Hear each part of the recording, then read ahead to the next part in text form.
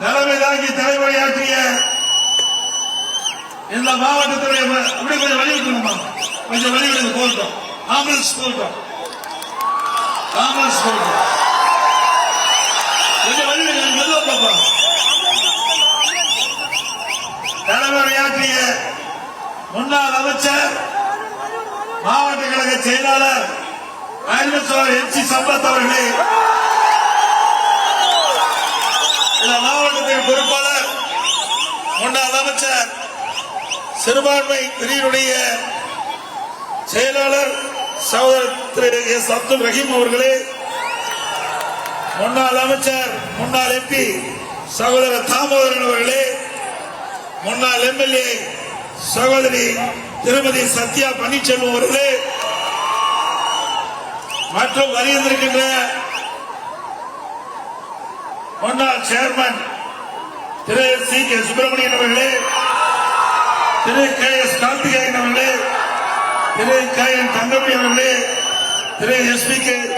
சீனு வாசராஜ் அவர்களே, திரு ஆர்வி ஆறுமுகம் அவர்களே, மற்றும் பாரதிய ஜனதா கட்சியினுடைய நிர்வாகிகள், மாவட்ட தலைவர் திரு அக்னி கிருஷ்ணமூர்த்தி அவர்களே, மாவட்ட பொதுச் செயலாளர் திரு ராமமூர்த்தி அவர்களே, மாவட்ட செயலாளர் திரு வேலு வெங்கடேசன் அவர்களே, தமிழ் மாநில காங்கிரஸ் கட்சியுடைய மாவட்ட தலைவர் திரு ஞானசுந்தரன் அவர்களே, திரு பி. ஆர். வெங்கடேசன் மாநில துணைத் தலைவர் அவர்களே, ஐஜேகே கட்சியுடைய நிர்வாகிகளே, மற்றும் கூட்டணியில் அங்க வைக்கின்ற கட்சியுடைய நிர்வாகிகளே, தேசிய ஜனநாயக கூட்டணியில் அங்க வைக்கின்ற நிர்வாகிகளே, இங்கே வரிந்து சிறப்பித்துக் கொண்டிருக்கின்ற நகர கழக செயலாளர்களே, ஒன்றிய கழக செயலாளர்களே, பேரூர் கழக செயலாளர்களே, கழகத்திலே பொறுப்பு வைக்கின்ற அத்தனை நிர்வாகிகளே,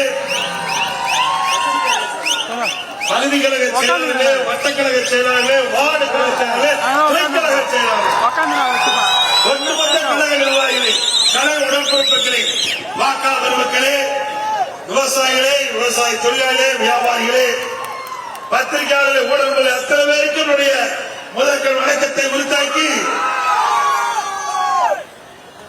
இன்றைக்கு அதிமுக ஆட்சி இருந்தது.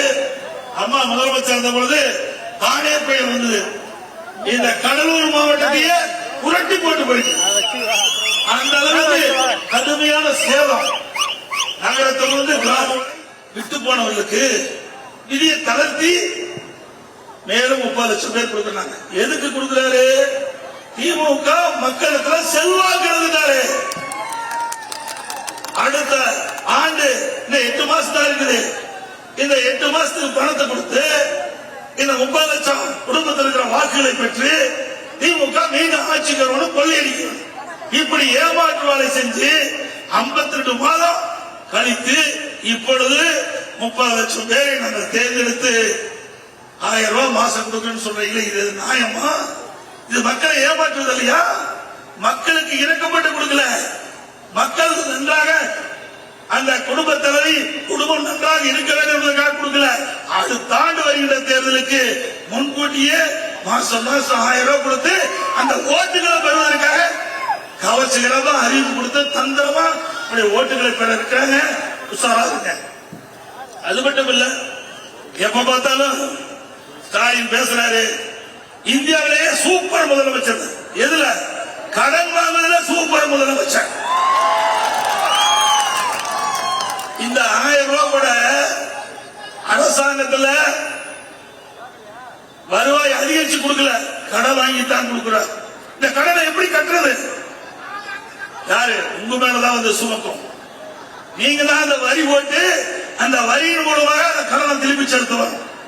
இன்றைக்கு திரு ஸ்டாலின் வருவதற்கு முன்பாக 73 ஆண்டு காலம் எல்லா அரசாங்கம் நடந்தது. காங்கிரஸ் ஆட்சி, திமுக ஆட்சி, அதிமுக ஆட்சி, மீண்டும் திமுக ஆட்சி, அதிமுக ஆட்சி, மாறி மாறி ஆட்சி செய்தால் 73 ஆண்டு காலத்தில் 5,18,000 கோடி தமிழ்நாட்டுடைய கடை 2021ஆம் ஆண்டு. அதிலிருந்து திரு ஸ்டாலின் முதலமைச்சரான பிறகு இந்த 4 வருஷத்துல கடன் வாங்கினது 4,38,000 கோடி கடன் வாங்கியிருக்காங்க. 4 வருஷத்துல 4,38,000 கோடி கடன் வாங்கியிருக்கிறாருங்க. இந்த ஆண்டு 25-26ஆம் ஆண்டு சட்டமன்ற தேர்தல் வருவதற்குள்ள 1 லட்சம் கோடி கடன் வாங்குவதாக திட்டம் தீட்டப்பட்டது. அப்படின்னா 5,38,000 கோடி 5 வருஷத்துல கடன் வாங்கி இந்தியாவிலேயே கடன் வாங்குவதில் முதல் மாநிலம். கடன் வாங்கல இதுக்காக கூட ஆட்சி கொடுத்தாங்க. இதுக்காக ஆட்சி கொடுத்தாங்க. பிறக்கிற குழந்தைக்கு முதலானது 2 லட்சம் கடன். குழந்தை பிறக்கும் போது கடனோடு தான் பிறகு. இப்படி கடன் மேல் கடன் வாங்கி மக்கள் மீது வரி சுமத்தி தான் இந்த கடனை திருப்பி அடைக்க முடியும். கடன் கொடுக்க சாதாரண கடன் கொடுப்பது கிடையாது. உலக வங்கி பல்வேறு நாடுகள் இருந்து கடன் வாங்கி திட்டங்களை செயல்படுத்துறோம். அதற்கு வட்டி கட்ட வேணும், வாங்கின பணத்தை திருப்பி செலுத்த வேணும். எப்படி பண்ண முடியும்? ஏற்கனவே 5,18,000 கோடி கடன். இப்போ 5 வருஷம் நிறைவு பண்ணிட்ட பொழுது 5,38,000 கிட்டத்தட்ட பாத்தீங்கன்னா எவ்வளவு? கிட்டத்தட்ட 10,46,000 கோடி என்று கருதுறேன்.